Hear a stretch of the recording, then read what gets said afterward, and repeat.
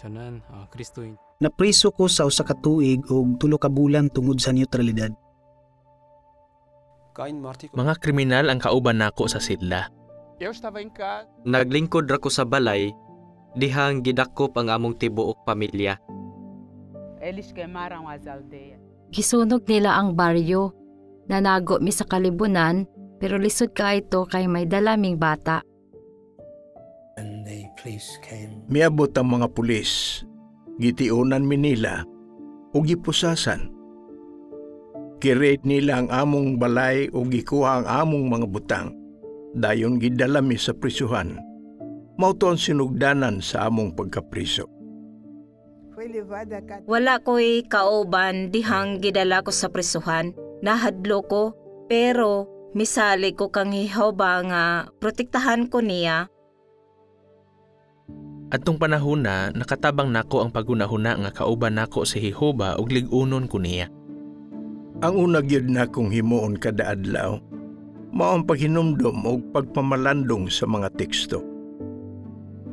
Maong bisag wala ko'y Biblia, wala gyud higayon nga mibati ko kaluya sa espiritual.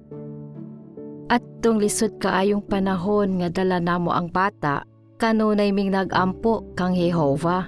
Napamatud-an gyud nako nga akong amahan si Jehova. Mura ko ato og giingnan ni Jehova nga anak ko ayaw kahadlok, dili ti ka pasagdan. Maong nagmaysugon ko o nagpabiling ligon. Kung gipili pa nako ang akong kagalingon, akong kagawasan, o ang material nga butang imbis ang akong relasyon kang Jehova, basig wala na ko magalagad. Pero kay gihigugman ako si Jehova labaw pa niining mga butanga. Si Jehova ang akong gipili.